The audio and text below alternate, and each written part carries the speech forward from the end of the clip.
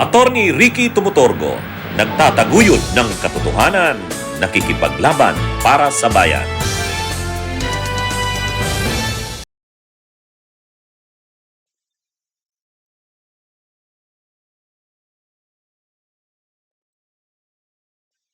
Mga kabunyog, mga kababayan, magandang araw po sa inyong lahat. Welcome po sa isa na namang episode ng ating bagong segment, Ang Take Ko, ni Attorney Ricky Tumutorgo.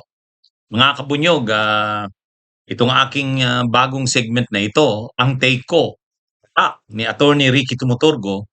Mapapanood niyo po ito dito sa aking bagong YouTube channel, Attorney Ricky Tumutorgo YouTube channel.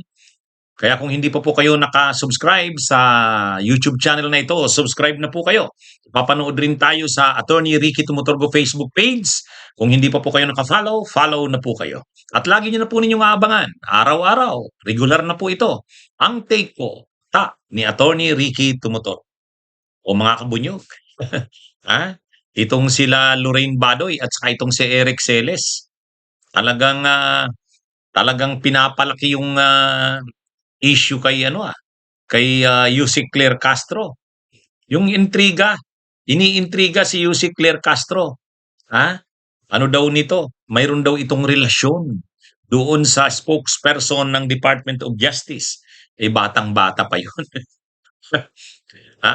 56 years old na yata itong si Yusek Claire Castro. Kaedad ko yata ito eh. Ay yung 20 to 30 years old lang yun. Si Polo Martinez. Yun yung spokesperson, tagapagsalita ng DOJ. Ngayon, iniintriga ng mga DDS na ito daw si Yusek Claire Castro ay may affair doon. Sinagot na actually yan ni Yusek Claire Castro. Sabi ni Yusek Claire Castro, siya ay ever loyal wife sa kanyang asawa, at siya ay loyal din at ideal na nanay sa kanyang mga anak. Kaya imposible daw yung intriga sa kanya. Hindi daw yun hindi daw totoo yun at hindi mangyayari yun. Kasi siya daw, ang lahat ng lakad niya daw, kasama niya yung kanyang mga sister-in-laws, kasama niya yung kanyang mga kamag-anak. Hindi daw siya lumalakad ng solo. At saka hindi daw totoo yung yung kondo. Kasi may inisyu yata kay Yusek Claire Castro na kondo. Pero hindi talaga siya tinatantanan ng mga DDS. Lalo na itong si Lorraine Badoy at saka si Eric Celes. Itong magpartner na ito ng mga red taggers. Talagang paborito nila ngayon na pag-usapan si Yusek Claire Castro. Kasi si Yusek Castro ay Palace Press Officer na talagang nakikibardagulan. Yung mga dati kasing Palace Press Officers, hindi naman katulad ni Claire Castro na nakikipagbardagulan talaga sa mga DDS. Kaya pikon na pikon sa kanya yung mga DDS dahil bawat issue na ibato sa Malacanang, bawat issue na ibato sa First Family, sa Pangulo, tinitira, kina-counter kaagad ni Yusek Castro. Kaya hindi sanay sa ganyan ang mga DDS. Nasanay sila na sila lang lagi yung nagbabato ng mga issue at intriga laban sa Malacanang. Ay nung ito na si Claire Castro na ang spokesperson, Palace Press Officer, sinasagot talaga sila. Bawat sabihin ni Sara, may pang-counter si Yusek Castro. Kahit sila baste, kahit sila basta issue na ibinato ng mga DDS, kina-counter kaagad yan ni Yusek Castro. Kaya gusto talaga nila itong siraan. At ito ngayon ang nakita nilang intriga kay Yusek Castro. Mayroon daw itong relasyon sa spokesperson ng DOJ. At ang intriga nito nila Badoy, kaya daw yan na-appoint na spokesperson ng DOJ. At ang ranggo yata ay ASEC, Assistant Secretary. Kaya daw yan na-promote na ganyan mataas kaagad yung posisyon sa DOJ dahil daw kay Yusek Claire Castro. Wow. Ha? Yan yung sabi ni Badoy at saka ni Eric Celes.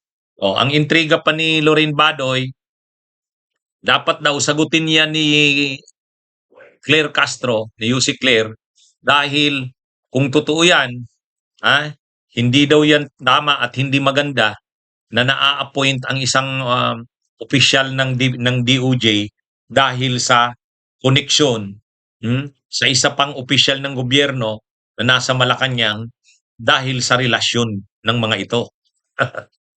Talagang iniintriga si Yusek Claire Castro. Abangan natin kung anong magiging sagot ni Yusek Claire Castro. Sa tingin ko naman, alam naman nating hindi totoo yun. Alam naman nating hindi totoo yun. Kaya lang, ito kasi ngang mga DDS, gusto nilang mang-intriga dito kay Claire Castro. Kasi piko na sila dito. Ha? Lahat yan, piko na yan. Sila Baste, sila Sara, sila Pulong, sila Panelo, sila Roque, lahat piko na sila dito. Pati si Chavit Singson, piko na dyan kay Kasi, nakikipagbakbakan nga talaga ito, bardagulan itong si Claire Castro sa kanila. O ngayon, may nakuha silang issue, intriga, kahit hindi totoo, pinapalaki nila, pinuulit-ulit nila. Kaya, itong sila Badoy, Lorraine Badoy, saka itong si Eric Celes, yan ngayon yung pinapalaking topic, pinapalaking issue, na dapat daw si Yusek Claire Castro ay magpaliwanag. Ano ba talaga ang totoo sa issue na yun? Actually, nagpaliwanag na nga si Castro eh. Si Claire Castro nagpaliwanag na. Kaya lang siyempre, ayaw nilang paniwalaan yung paliwanag ni Claire Castro. Gusto talaga nilang palakihin ang issue, ulit-ulitin. Kasi 'di ba, kapag ang isang bagay, kahit kasinungalingan, pag inulit-ulit mo yan, marami nang maniniwala dyan. O, yun yung ginagawa nito ni Lorraine Badoy. Gawa-gawa yata yan ni Lorraine Badoy eh. Pinapasa kay Claire Castro. Pero abangan natin. Sasagutin niya ni Claire Castro itong sila Lorraine Badoy. Sigurado tayo niyan. Sigurado tayo niyan. Sinagot na yan ni Yusek Claire Castro. Ayaw pa rin nilang tantanan. Itong si Labadoy, mainit talaga ang dugo niyan kay Claire. O mga kabunyog, matindi itong si Guanzon. Sabi ni Guanzon, si Sara daw ay agila ng Davao. Siya naman daw ay dragon ng Negros. Agila pala si Sara. Dragon pala si Guanzon. Yan yung sabi ni Guanzon. Gusto kasing i-package ni Guanzon kasi siya na rin naman ang nagsabi. Tinanggap niya naman na yan ni Guanzon. May plano siyang tumakbong senador sa 2028 sa line-up ni Sara. Siyempre, 12 senador yung bubuuin ni Sara dyan. Gusto niya, nauna na kaagad ngayon, nag-declare na si Guanzon na interesado siyang maging senador. Ngayon, para kunwari, malakas siya, ipikitang malakas siya, si Sara ay agila ng Davao, siya naman daw, dragon ng Negros. Paano niya naman kaya nasabing dragon siya ng Negros? Ewan ko dito kay Guanzon. Bago niya sabihin niya na dragon siya ng Negros, ayusin niya muna yung problema niya kila Topacio, Cardema. Kasi talagang titirahin siya nila Topacio at Cardema. Noong March 28 nga eh. Birthday ni Duterte, 81st birthday. Araw ng Davao. Pumunta doon si Guanzon. Naka-t-shirt na siya na green. Pinagsalita siyempre siya sa stage. Ang problema, pinagsalita din doon sila Topacio at Cardema. Tapos in-interview rin sila Topacio at Cardema ng mga DDS vloggers. Binibira ni Topacio sa kanila Cardema, si Guanzon. Kahit nandun sila Sara at ang mga Duterte, sila Baste, hindi nirespeto nila Guanzon at saka ni Topacio. Mainit talaga ang labanan nila. Paano ngayon yan? Kung siya ang dragon, paano kung sabihin ni ni Topacio, siya naman ang Dragon Slayer. Ha? Paano 'yan, ex-COMELEC, former COMELEC Commissioner Guanzon. Paano kung sabi mo dragon ka, paano naman kung sabihin ni Topacio at ni Cardema mga Dragon Slayer sila, o 'di ha? May nabasa nga akong post ni Attorney Jess Falses. Sabi niya, "How to train the dragon, how to tame or train the dragon." Ito daw si Guanzon, ha, tinitame yan ni Sara, pinapaamo ni Sara, kung totoo man na siya ang dragon, paano siya tinitame, pinapaamo at sinasanay. Una, ha, kinakalimutan na yung mga sinabi ni Guanzon, yung mga pagbibira niya kay Digong, yung pagbibira niya kay Sara mismo, tinawag niyang Fiona. Yung mga bira niya kay Robin Padilla. Actually, hindi lang yan. Kay Topacio, kay Cardema. Kaya mainit ang dugo ng mga DDS kay Guanzon. Ha? Kalimutan na yung pagiging DDS niya. DDS, the campings. Ano na yon? Kasi, masama kasi ang loob nito ni Guanzon kasi natalo siya noong 2025. Noong 2022, nanalo siya. Yung party list niya, P3PWD, siya ang first nominee. Kasi lahat ng rallies halos ni Lenny noon, pinagsalita siya eh. Lahat halos ng rallies ni Lenny noon, pinagsalita siya. Pinabuelo siya ni Lenny doon. Kaya na-promote yung kanyang party list, nanalo noong 2022. Pero noong 2025, hindi na. Wala na, hindi na presidential campaign yun eh. Doon na, natalo na yung kanyang P3PWD. Pero kahit kasi nanalo siya noong 2022, hindi naman siya pinaupo nila Topacio. Kinontra nila Topacio at Cardema yung panalo niya. Kaya hindi siya nakaupo. Yun. Anyway, ngayon, para matame si Guanzon, kinalimutan na lang yung kanyang nila Sara. Yung kanyang mga pinagsasabi kay Digong, kay Sara mismo, kay Robin Padilla, mga masasama ang pinagsasabi niya ni Guanzon. Pero kinalimutan na lang 'yon. Pero ang hindi talaga ayaw talagang kalimutan 'yon si La Topacio. Ang isa pang ginagawa nila Sara para i-tame si Guanzon, kung totoong siya ay dragon, how to train the dragon. O how to tame the dragon. Ano pang ginawa sa kanya? Yan, ilalagay siya sa line-up. Isasama siya sa losing kandidatong senador. Yun. Na yan, aamo na yan si Guanzon. Talagang magiging DDS na yan. Kasi isasama siya sa line-up ng Duce. Ayan yung niya. Pagkatapos, bibigyan siya ng trabaho na atakihin ang mga kalaban ni Sara. Si PBBM, si Romualdez, pati yung mga dilawan, si Risa Hontiveros, si Llama, si Yelo Magno. Diba? Kaya yan ang binibira ni Guanzon eh. Yan yung role niya. Kaya atakdog. Pero ang problema, pagdating ng eleksyon sa 2028, natalo si Guanzon. O kaya sa bandang huli, pag malapit na yung filing, hindi pala kukunin. Kasi maraming kontra sa kanya, patay. Ano kaya magiging reaksyon ni Guanzon dyan? Katulad nung una, gusto niyang maging spokesperson ng Vice President. Hindi naman siya kinuha. Kasi nga maraming kontra sa kanya eh. Maraming kontra sa mga supporters ng Duterte kay Guanzon. Pero para lang magamit si Guanzon, o sige, kalimutan na yung mga pinagsasabi niya kay Digong, kay Sara, kay Padilla, kila Topacio, Pangalawa, kalimutan na loyalist, na kakamping siya. Tapos para mapaamo siya, ilalagay siya sa line-up ng dusing senador. Pero ang trabaho niya, kahit sa mga rallies, pagsasalitain siya para atakihin si Marcos, si Romualdez, si Risa Hontiveros, sila Llama, sila Cielo Magno. Yan yung paborito ni ni Guanzon na tirahin eh. O yun ang magiging role niya. Pero pagka-election, ilalaglag siya. Kasi pagkakaisahan siya nila Topacio, nila Cardema, ng mga DDS, wala rin. Hindi naman siya makakakuha na ng boto sa kakamping. O, kaya ano yun, yan ang problema ni Guanzon.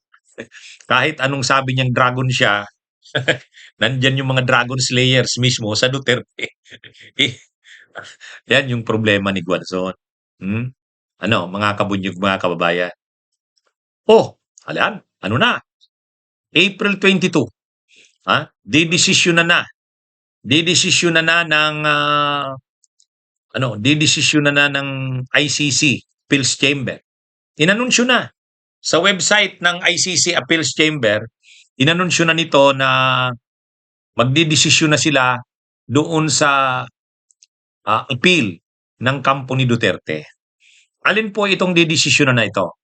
Hindi ito yung confirmation of charges, hindi. Yung hearing kasi nung February 23, 24, 26, 27, confirmation of charges hearing yon ng pre-trial chamber. Yun, ang pinag-uusapan doon sa hearing nung February, yung napanood natin ng ka-livestream, kung mayroon bang sapat na ebidensya para ituloy ang trial. Yun, magdidesisyon doon within 60 days. Ang sabi mga ito ring April, didesisyon na daw yon. Pero alam naman natin na marami na kasing mga final na mga kung ano-anong mga pleadings itong kampo ni Duterte, itong si Kaufman. Ang dami ng final niyan. Yung fitness to stand trial, wala na desisyon na yan. Na fit siya to stand trial. Ang isa pa, yung interim release. Yung interim release, denied na rin yon. Final na yon, denied na. Ang hindi pa nadidesisyonan na final, ito ngang challenge sa jurisdiction. China-challenge ng mga lawyers ni Duterte o ng kampo ni Duterte ang jurisdiction ng ICC. Ngayon, pagdating sa pre-trial chamber, nagdesisyon na ang pre-trial chamber na may jurisdiction ang ICC. Nag-appeal na naman sila Kaufman sa appeals chamber. So, ito na ngayon ang magdi-decide. Kaya ang announcement na ito na magdidesisyon na ang appeals chamber sa April 22. Pero ang issue lang na didesisyonan doon tungkol doon sa challenge sa jurisdiction. Kasi kini-question ng kampo nila Duterte ang jurisdiction ng ICC. Nag-decide na niya ng pre-trial chamber. Sabi ng pre-trial chamber, may jurisdiction. Kaya lang, dinala nila sa appeals chamber. So itong appeals chamber na ngayon ang magde-decide. So abangan natin to April 22. Ito rin yung huling lalabas, ito na yung huling baraha ng kampo ni Duterte. Ito na yung laging ini-insist ni Panelo. Ito rin yung laging ini-insist ni Harry Roque. Di ba laging sinasabi ni Harry Roque at ni Panelo? Dapat kasi si Kaufman, fokusan ang issue yung jurisdiction. Kasi wala daw jurisdiction ng ICC.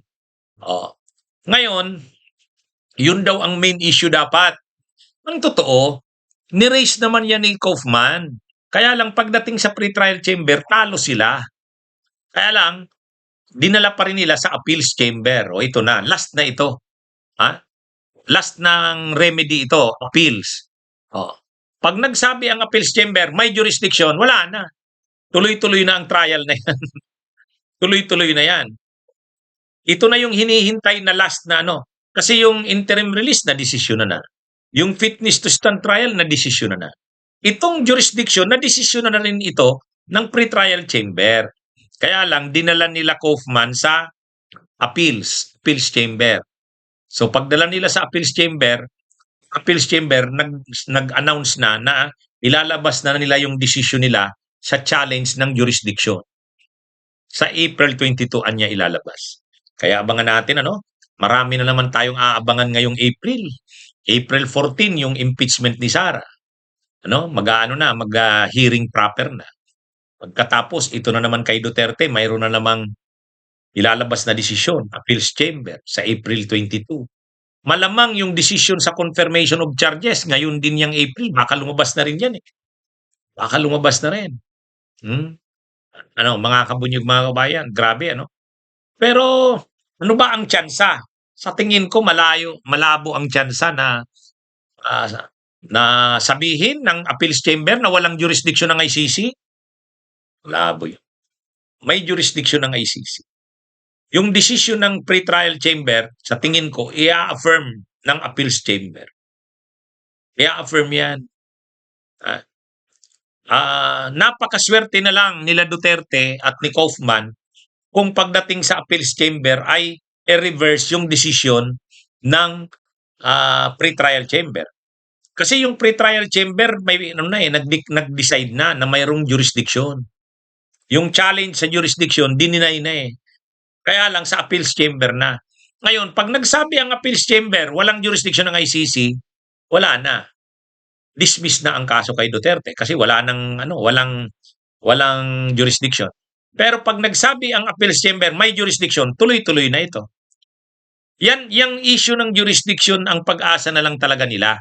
Kahit si Roque, kahit sila Panelo, yan din yung ulit-ulit na sinasabi na ang pag-asa nila ay yung issue ng jurisdiction.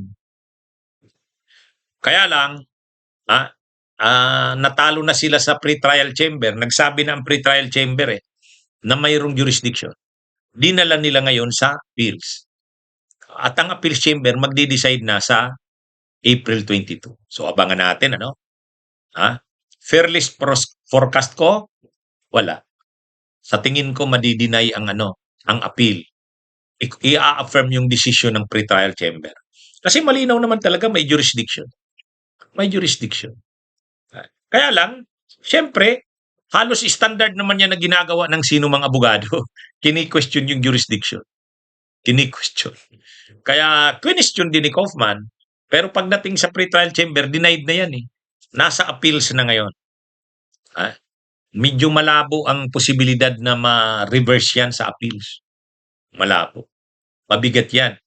Kasi nandun naman sa nakalagay naman doon sa Rome Statute Kahit nga sa desisyon ng ating Korte Suprema, sinabi na rin naman ng ating Korte Suprema yung mga pangyayari sa Pilipinas na mga krimen na pasok sa crimes against humanity, may jurisdiction ng ICC dyan doon sa mga nangyari na member pa tayo. Kailan ba tayo member? 2011 hanggang 2019. Kaya March hanggang tayo March 2019. So ibig sabihin yung mga pangyayari mula 2011 hanggang 2019 ng March, member pa tayo ng Hindi. Member pa tayo ng ICC niyan, therefore may jurisdiction pa sa atin ng ICC. Kahit na nag-withdraw na tayo. Nag-withdraw kasi tayo March 2018, ang effectivity after 1 year. So March 2019. So kahit pa nag-withdraw na tayo, pero yung mga krimen na naganap sa atin nung panahong member pa tayo, may jurisdiction ng ICC. Yun. Ganun lang naman kasimple yun. Okay, mga kabunyog, mga kabayan, magandang araw sa inyong lahat.